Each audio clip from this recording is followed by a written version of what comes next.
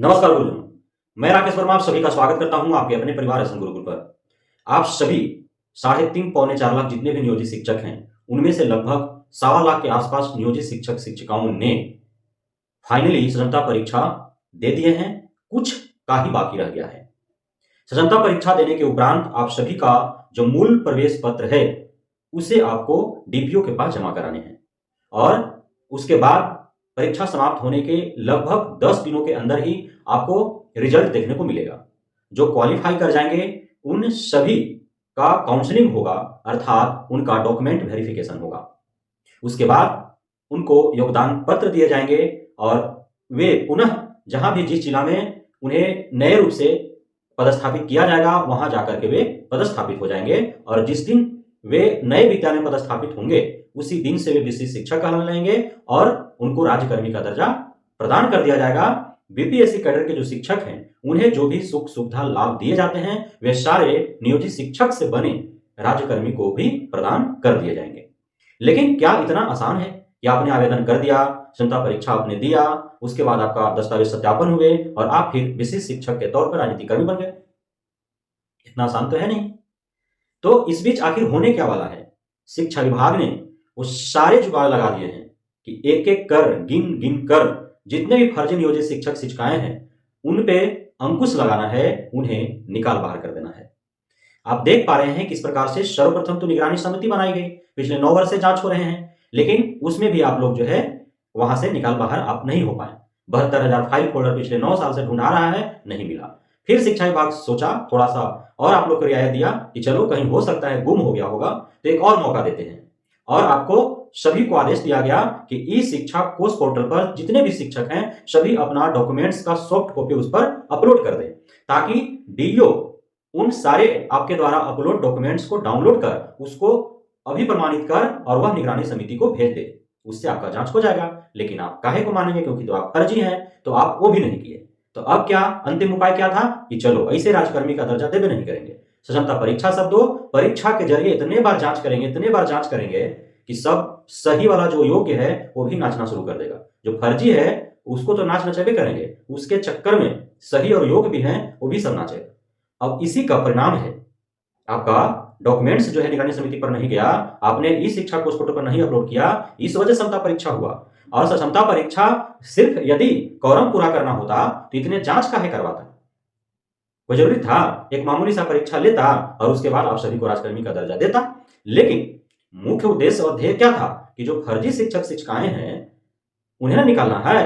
तो अब इसीलिए आपने देखा कि किस प्रकार से जब आवेदन हुए तो पहले ऑनलाइन आवेदन करो, उसके बाद सारा दस्तावेज स्व भी प्रमाणित करो, आपका सर्विस बुक जो है वो सत्यापित करो अपना प्रधानाध्यापक से, आप जो है जो ऑनलाइन आवेदन किया है उसका हार्ड कॉपी निकालो, उसके बाद आप प्रपत्र क ख ग घ अंग भरो, सभी पर जो है अपना घोषणा दो, साथ ही अपना जो है शपथ पत्र दो कोर्ट से एफिडेविट करवा करके।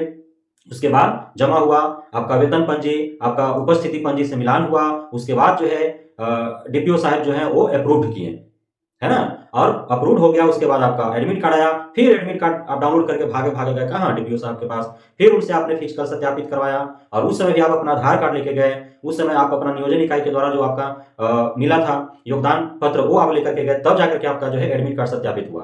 फिर एडमिट कार्ड सत्यापित करा के फिर भागे गए कहाँ? परीक्षा देवे।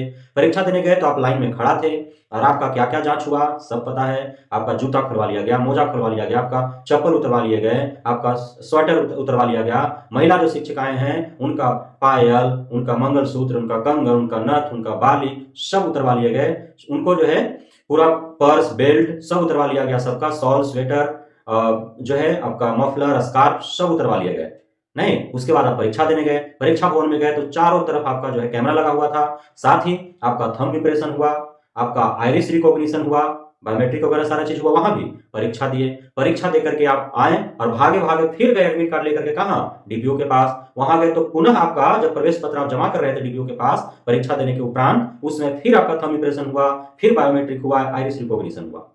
अब आप आराम से हैं थोड़ा दिन के लिए। अब आपका रिजल्ट आएगा, रिजल्ट आने के उपरांत आप फिर जो है सब दस्तावेज मूल पर जितना आप दस्तावेज दिए हैं ऑनलाइन आवेदन और जो भी ऑफलाइन आपने जिसका फोटो कॉपी आपने दिया है वो सब आपको ओरिजिनल रखना है।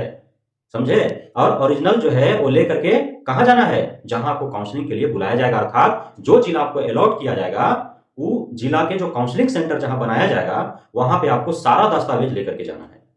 और वहां जाएंगे, फिर आपका दस्तावेज सत्यापित होगा वहां भी आपका बायोमेट्रिक होगा, थंब इंप्रेशन होगा, आइरिस रिकॉग्निशन होगा। फिर आपको जो है वहां से जब सब कुछ सही रहेगा, आपका बायोमेट्रिक मिल जाएगा, आपका थंब इंप्रेशन मिल जाएगा, दस्तावेज जो आपको अपलोड किया हुआ है और जो आपने जो है जमा किए हैं, जो डीपीओ के पास जमा किए थे वो दस्तावेज, अपलोडेड दस्तावेज, और आप जो लेकर के ओरिजिनल डॉक्यूमेंट जाएंगे और उसका फोटोकॉपी एक दो प्रति वो सब मिल जाएगा, तब आपको जो है वहां से एक लेटर प्राप्त होगा। फिर आपको योगदान पत्र मिलेंगे, फिर आप जाकर के जो है पदस्थापित होंगे, फिर वहां पढ़ाएंगे कुछ दिनों तक, और पढ़ाने के उपरांत पुनः जो है आपका फिर बायोमेट्रिक होगा और फिर आइरिस रिकॉग्निशन होगा। इस प्रकार के बीपीएससी टीआरई 101 के योगदान के 15 दिन के बाद हो रहा है ना, वैसे सब नियोजित शिक्षक शिक्षिकाओं का भी होगा।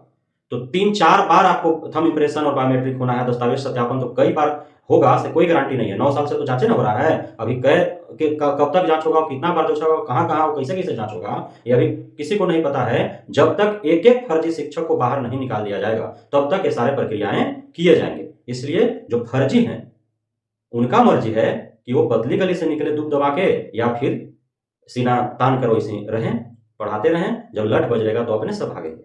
तो अब पूरी व्यवस्था बना लिया गया शिक्षा विभाग के द्वारा, सब कोई पकड़ा जाएगा, एको नहीं बचेगा। इसलिए फर्जीवाड़ा करने की कोई गुंजाइश नहीं है, अब वो जमाना लद गया।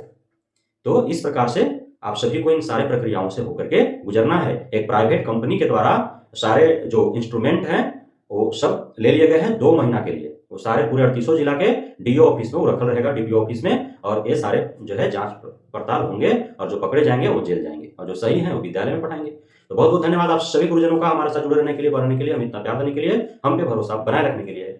जय हिंद।